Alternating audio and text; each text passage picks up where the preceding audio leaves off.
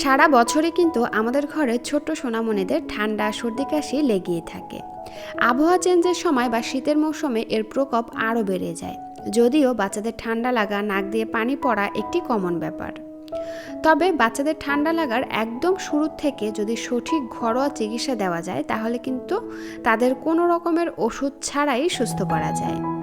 তাই আমি আপনাদের সাথে শিশুদের জন্য সর্দি কাশি প্রতিরোধকারী একটি নিরাপদ হোমমেড রেমেডি শেয়ার করব, যা কিনা বাচ্চাদের জন্য খুবই উপকারী এবং কার্যকারী। এজন্য আমার এখানে লাগবে কিছু তুলসী পাতা। আমি এখানে প্রায় 10 থেকে 12টির মতন তুলসী পাতা নিয়েছি। তুলসী পাতাগুলোকে খুব ভালো করে ধুয়ে পরিষ্কার করে নিতে হবে। আর নিয়েছি আদা কুচি। এখানে এই যে দেখুন, এরকমের সাইজের এক টুকরো আদা নিয়েছি। আদার ছোলাটা ফেলে দিয়ে একদম কুচি কুচি করে কেটে নিয়েছি। সেই সাথে লাগবে 1 চিমটি হলুদ গুঁড়া আর 1.5 চা চামচের মতন খাঁটি মধু।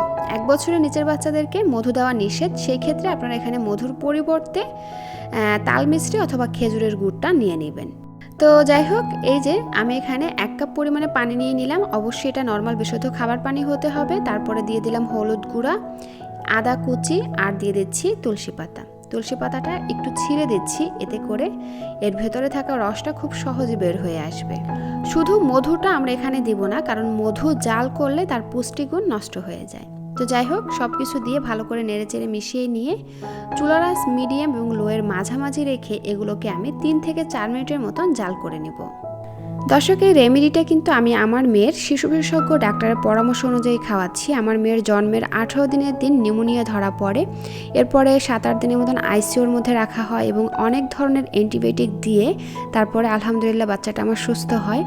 তো সুস্থ হওয়ার পরে দেখা যেত যে 15 দিন 1 মাস পর পরই ওর ঠান্ডা লাগতো, সর্দি কাশি হতো।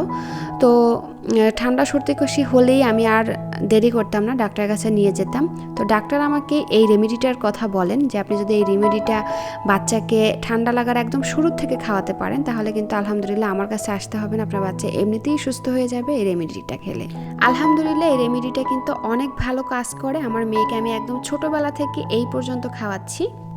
যদি সাধারণ সর্দি কাশি হয় তাহলে কিন্তু এই রেমেডিটা খুব ভালো কাজ করবে বাচ্চাদের ক্ষেত্রে। আর যদি অন্য ধরনের সর্দি কাশি হয় তাহলে অবশ্যই দ্রুত ডাক্তারের কাছে নিয়ে যাবেন। তো যাই হোক, আমি প্রায় 3 থেকে 4 মিনিটের মতন জাল করে নিয়েছি। আর এরই মধ্যে কিন্তু পানিটা শুকিয়ে প্রায় হাফ কাপে চলে এসেছে। এই পর্যায়ে চুলা থেকে নামিয়ে একটা ছাঁকনির সাহায্যে ছেঁকে এক্সট্রা অংশগুলো ফেলে দিব আর পানিটুকু রেখে দিব। তারপরে এখানে আমরা যে 1.5 চা চামচ মধু নিয়েছি সেটা এই পানির সঙ্গে খুব ভালো করে মিশিয়ে নিব।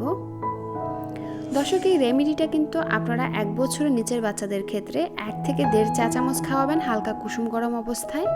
আর 1 বছরের উপরের বাচ্চাদের ক্ষেত্রে অর্থাৎ 1 বছর থেকে 2 বছর বয়সী বাচ্চাদেরকে 2 চা চামচ করে খাওয়াবেন হালকা কুসুম গরম অবস্থায়।